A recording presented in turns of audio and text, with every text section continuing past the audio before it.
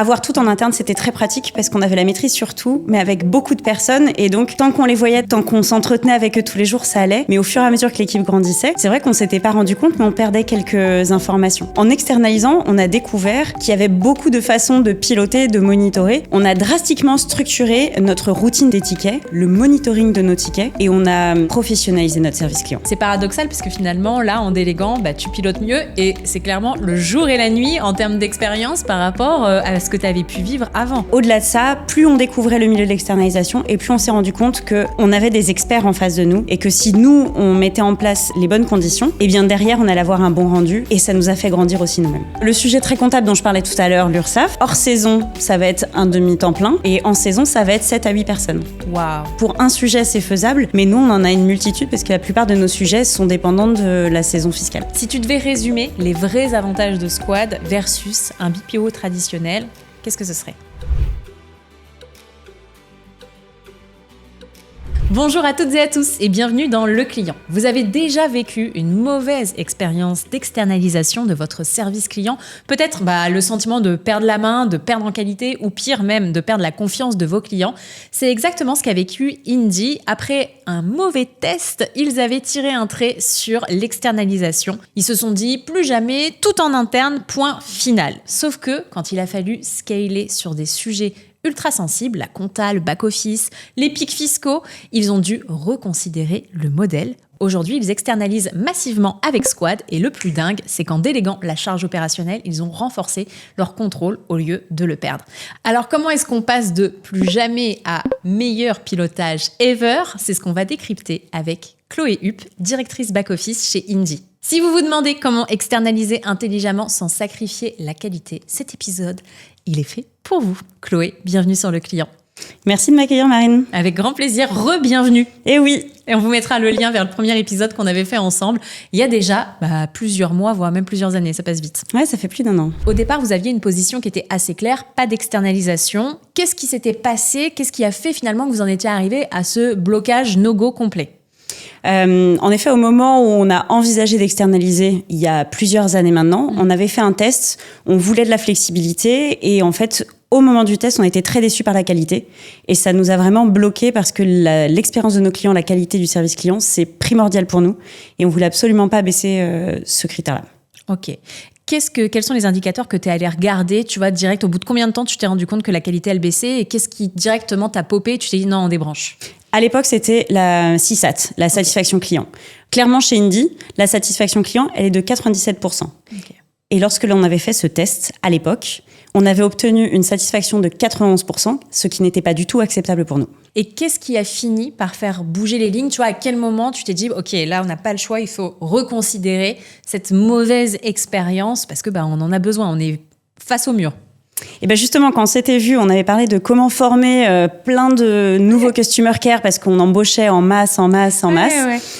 Et on est arrivé à un point où en fait le temps de recrutement était plus long que le contrat qu'on allait proposer au CDD. Donc c'était pas forcément la formation en tant que telle qui était problématique, mais vraiment le temps qu'il nous fallait pour trouver tous ces talents qu'on allait embaucher en interne pour des CDD de 6 mois. Donc, on a préféré reconsidérer l'externalisation avec potentiellement d'autres acteurs. Ouais, donc c'était pas du confort, c'était vraiment de la survie opérationnelle. Complètement. Comment elle a commencé cette histoire d'externalisation, ce revival de votre relation d'externalisation ? Tout simplement, on est allé vers un partenaire traditionnel. Okay. On s'est dit, quitte à se lancer dans une aventure qui ne nous attirait pas au début, où on n'était pas forcément très fort dedans, autant aller vers les anciens qui savent faire leur métier. Et donc, on a fait le travail pendant 1 an et on nous avait prévenu. On a mis 1 année à atteindre nos standards et on les a eus. Donc, c'était génial. Et du coup, on a voulu ouvrir un deuxième partenariat. Et oui, parce que Squad, en fait, est quand même reconnu pour sa flexibilité. Et donc, à quel moment, malgré le fait d'avoir choisi ce BPO traditionnel, tu te dis, nous, il faut qu'on aille s'adosser à un partenaire qui offre plus de flexibilité, qui nous fait pas perdre le contrôle, on a de la qualité et en plus, ça peut suivre nos flux.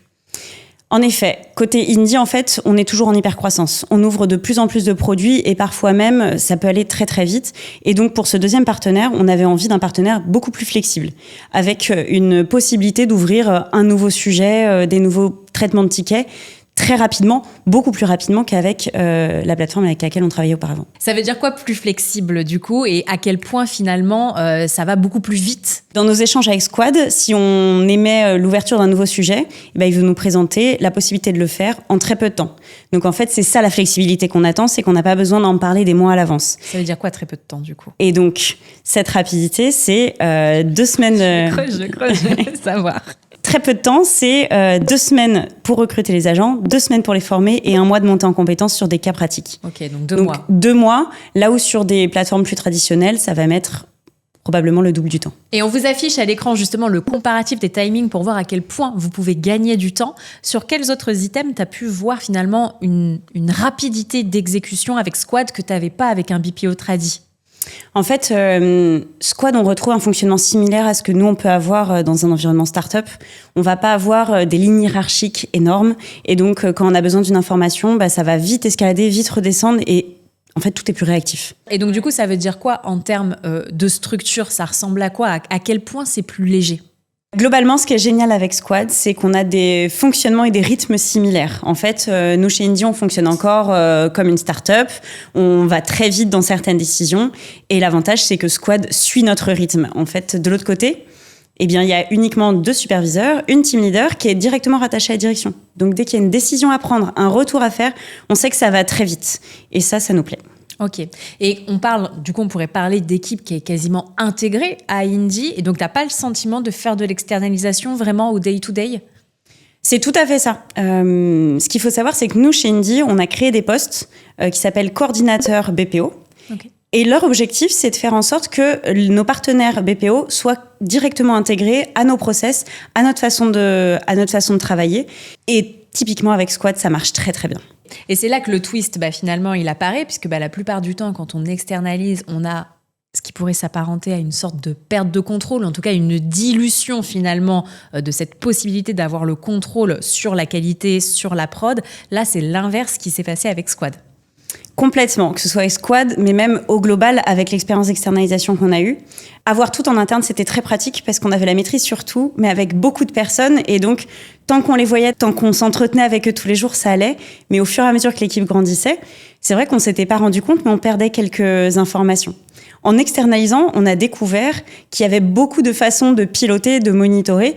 On a drastiquement structuré notre routine des tickets, le monitoring de nos tickets, et on a professionnalisé notre service client. C'est paradoxal parce que finalement, là, en déléguant, tu pilotes mieux et c'est clairement le jour et la nuit en termes d'expérience par rapport à ce que tu avais pu vivre avant. Complètement. Déjà, je pense qu'à l'origine, on s'est arrêté uniquement à la CSAT sans voir tout le travail qu'on pouvait nous aussi mettre en place derrière. Okay. Et au-delà de ça, plus on découvrait le milieu de l'externalisation et plus on s'est rendu compte que on avait des experts en face de nous et que si nous, on mettait en place les bonnes conditions, et bien derrière, on allait avoir un bon rendu et ça nous a fait grandir aussi nous-mêmes. Donne-moi des exemples concrètement. Tu vois, ok, donc avant, tu avais une CSAT.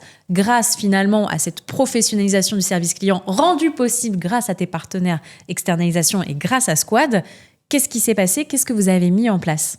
Concrètement, ce qui a drastiquement changé, c'est le routage des tickets. On a appris à rediriger à la bonne personne le bon sujet pour éviter que donc les escalations, et si je dois définir ce qu'est une escalation, c'est lorsqu'un agent récupère un ticket et il n'a pas toutes les informations pour y répondre, et donc du coup il va le faire remonter à un agent de niveau supérieur.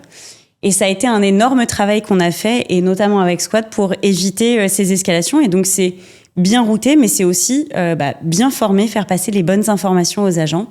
Et donc, tout ça, c'est du travail en continu avec Squad. Et alors, concrètement, comment vous vous organisez? Comment vous répartissez le travail avec Squad? Donc, globalement, Squad récupère le niveau 1 de nos tickets clients. Donc, par exemple, pour le back-office, Squad va traiter 60% du volume entrant des tickets clients sur ce sujet-là. Ah, ça vous a bien déchargé, quand même. Exactement, tout à fait. Et nos équipes en interne peuvent travailler sur les tickets plus complexes, mais aussi sur des projets, sur des missions à plus de valeur ajoutée qui vont continuellement améliorer notre service. Okay. Et c'est pas que sur le back-office. On a aussi d'autres produits qu'on a confiés à Squad. Le deuxième plus gros produit d'Indie, 25% des tickets clients de ce produit-là sont traités chez Squad. Et on a 2 autres sujets qui sont 100% externalisés chez Squad, qui sont des sujets qui demandent pas forcément l'expertise que l'on a en interne, mais qui nous prennent une grosse charge de travail. Ça va être des sujets très comptables, type URSSAF. On adore. Mais également le traitement des leads sur le site vitrine, par exemple, sur le chat. Trop bien. Oui, donc voilà. et c'est exactement ce qu'on disait dans l'épisode avec Maxime. Finalement, il y a la partie sales, mais il y a aussi la partie care. Et ça, c'est un vrai asset de pouvoir venir brancher Squad sur les lignes dont tu as besoin, clairement. Clairement, sur ce sujet-là, ils ont été, comme on disait au début, super réactifs et ils ont pris cette mission très bien. Donc, en quelque sorte, vous avez déporté la charge pour redonner plus de valeur au cœur de l'activité d'Indy.